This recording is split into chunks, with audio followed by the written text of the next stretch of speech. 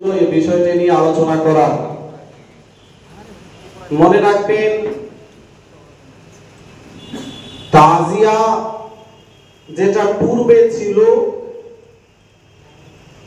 সেই তাজিয়ার অবস্থা এরূপ ছিল যে ইমাম হোসেন রাদিয়াল্লাহু তাআলা আনহুর রওজা মুবারকের যে সঠিক নকশা, ওই নকশা তৈরি করা অবশ্যই জায়েজ। যেমন কাবা শরীফের নকশা যদি কেউ তৈরি করে জায়েজ, গুম্বাদে খাজরা এর নকশা যদি কেউ তৈরি করে এটাও জায়েজ, এতে কোনো রকমের সমস্যা ছিল না। এজন্য উলামায়ে কেরাম এটাকে এতদূর পর্যন্ত জায়েজ বলেছিলেন। কিন্তু পরক্ষণে শুধু এতদূর অবধি সীমাবদ্ধ থাকলো না, তাজিয়ার বর্তমান যে অবস্থা, এজন্যই মুরাওয়াজা তাজিয়া, মুরাওয়াজা শব্দটিকে উলামায়ে কেরাম অ্যাড করলেন, প্রচলিত তাজিয়া বলতে শুরু করলেন।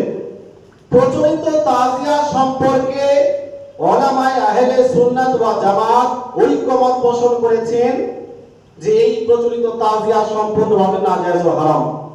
এই তাজিয়া তৈরি করাও যাবে না, আর এই তাজিয়া নিয়ে মিছিল বের করাও যাবে না। এই তাজিয়াকে নিয়ে বিভিন্ন রকমের যে গন্ডগোল কুকর্ম করা হয়, এই সমস্ত কাজ করা যাবে না। কেন? এই প্রচলিত তাজিয়াকে উলামায়ে আহলে সুন্নাত ওয়াল জামাত নাজায়েজ বলে কেন ফতোয়া প্রদান করলেন? তার কারণ হলো এই, বর্তমান সময়ে যদি আপনি দেখেন যে এই তাজিয়া বের করা হয়, 99% তাজিয়া ইমাম হোসেন রাদিয়াল্লাহু তাআলা আনহুর রওজা মুবারকের নকশার সঙ্গে এর কোনো মিল থাকে না।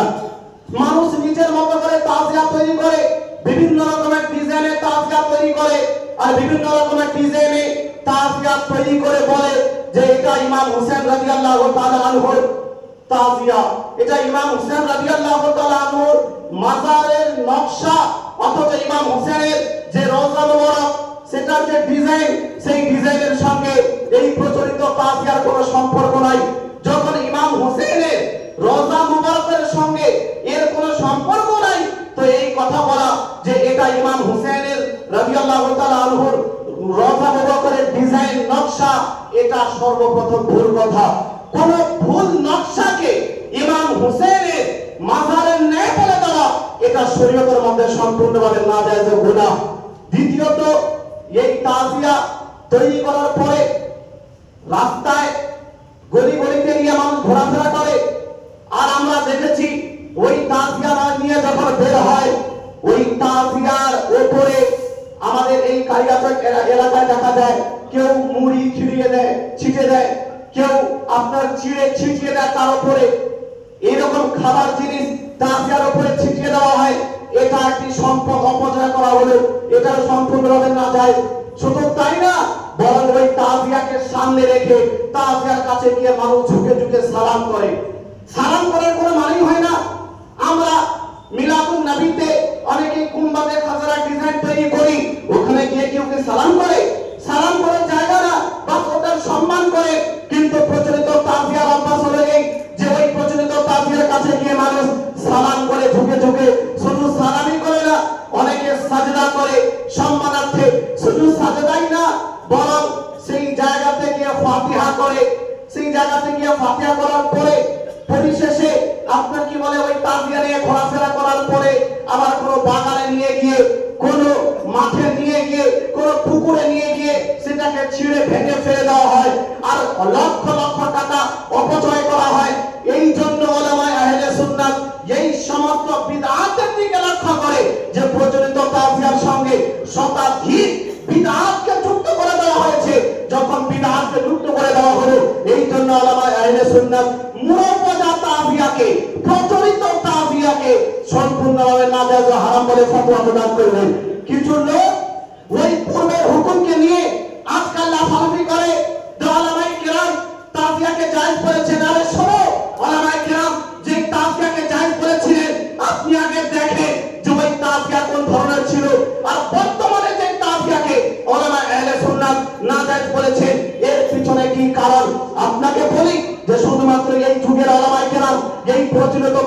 নাজায়েজ বলেননি, বরং সৈয়দ আলে রাসূল মারেরবি রাহমাতুল্লাহি তাআলা আলাইহি সিরাজুল আওয়ারিস ফিল ওয়াসায়া ওয়াল মালিক পেজ নম্বর 177 এর মধ্যে স্পষ্ট ভাষায় বলেছেন, এই প্রচলিত তাজিয়া তৈরি করা বেদাত এবং মানসিয়া পাঠ করা, শোক গাথা পাঠ করা, এটা সম্পূর্ণভাবে নাজায়েজ ও হারাম। সৈয়দ আলে রাসূল সহ আরো অসংখ্য উলামায়ে কেরাম, শাহ আব্দুল আজিজ মুহাদ্দিসে দেলভি রাহমাতুল্লাহি তাআলা আলাইহি ফাতাওয়া আজিজিয়া প্রথম খণ্ড পেজ নম্বর 75 এর মধ্যে সুস্পষ্ট ভাষায় ফতোয়া প্রদান করেছেন, এই প্রচলিত তাজিয়া তৈরি করা এবং সেটাকে নিয়ে মিছিল বের করা এটা সম্পূর্ণভাবে হারাম। তারপরে ইমামে আহলে সুন্নাত আজিমুল বারাকাত মুজাদ্দিদে দ্বীন ও মিল্লাত আশ-শাহ ইমাম আহমদ রাজা খাঁ ফাজিলে বেরেলভী রাদিয়াল্লাহু তাআলা ফাতাওয়া রাজিয়া 24তম খণ্ডে 501 নম্বর পেজে এই ভাষায় লিখেছেন যে প্রচলিত তাজিয়া তৈরি করা বেদাত এবং সেটাকে নিয়ে মিছিল বের করা এটাও সম্পূর্ণভাবে বিদআত। হুজুর আলা হযরতের পরে যত ফুকাহায়ে কেরাম আমাদের অখণ্ড ভারতের মধ্যে আছেন, হুজুর মুফতি আযম হিন্দ থেকে নিয়ে হুজুর ফকিহ মিল্লাত হুজুর সাবরুল শরিয়া থেকে নিয়ে যত উলামায়ে কেরাম, যত ফুকাহায়ে কেরাম, সমস্ত ফুকাহায়ে কেরাম এই প্রচলিত তাজিয়াকে নাজায়েজ ও হারাম বলে ফতোয়া দিয়েছেন। এজন্য আমাদের সকলের মত এটাই, আমরা সকলে এটাই মানি এবং এটাই ফতোয়া দিই যে প্রচলিত তাজিয়া তৈরি করা যাবে না, এই প্রচলিত তাজিয়াকে নিয়ে বের হওয়া যাবে না। শুধু তাই না, হুজুর শাইখুল ইসলামের ফতোয়া, আমি আমার এই বিস্তারিত একটি ফতোয়া লিখে রেখেছি 13 পেজে, প্রচলিত তাজিয়ার শরঈ বিধান 13 পেজে 2022 এর ফতোয়া লিখেছিলাম। ওখানে হুজুর শাইখুল ইসলামের মত আমি উল্লেখ করেছি, হুজুর শাইখুল ইসলামের প্রচলিত তাজিয়াকে নাজায়েজ করেছেন। তাছাড়া হুজুর সৈয়দ হাশমি মিয়া উনিও প্রচলিত তাজিয়াকে এর পূর্বে নাজায়েজের ফতোয়া দিয়ে রেখেছেন। এজন্য মনে রাখবেন যে আমাদের উলামায়ে আহলে সুন্নাত সমস্ত সিলসিলার উলামায়ে কেরাম প্রচলিত তাজিয়াকে নাজায়েজ করেছেন। এই জন্য প্রচলিত তাজিয়া তৈরি করা যাবে না, এটাকে নিয়ে বের হওয়া যাবে না, কেননা এটাতে অসংখ্য অপচয় হয়। মুসলমান ভাই, আজ হুজুর আলা হযরতের লিখিত বিখ্যাত কিতাব ফাতাওয়া রাজিয়া থেকে কিছু মৌলভী প্রচলিত তাজিয়াকে জায়েজ প্রমাণ করতে চায়। উর্দু ভাষী কিছু মৌলভীকে দেখেছেন হয়তো ফেসবুকে, তারা বলে যে ফাতাওয়া রাজিয়া থেকে প্রমাণিত প্রচলিত তাজিয়া জায়েজ, অথচ এটা টোটালি আলা হযরতের উপরে অপমান।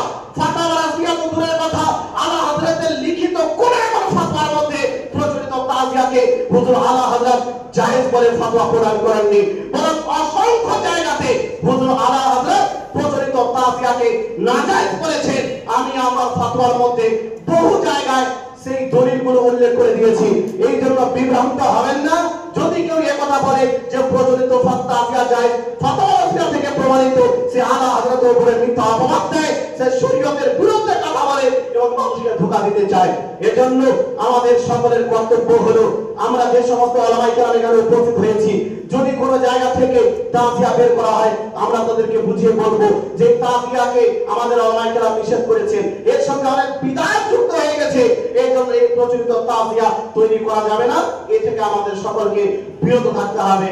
আল্লাহ পাক আমাদের সকলকে সমস্ত রকমের কুসংস্কার এবং বিদআত সমূহ থেকে দূরে সরিয়ে থাকার তৌফিক দান করেন, বলেন আল্লাহুম্মা আমিন। এখান থেকে আমি আমার বক্তব্য সমাপ্ত করলাম। ওয়া মা আলাইনা ইল্লাল বালাগ। আসসালামু আলাইকুম ওয়া রাহমাতুল্লাহি ওয়া বারাকাতুহু।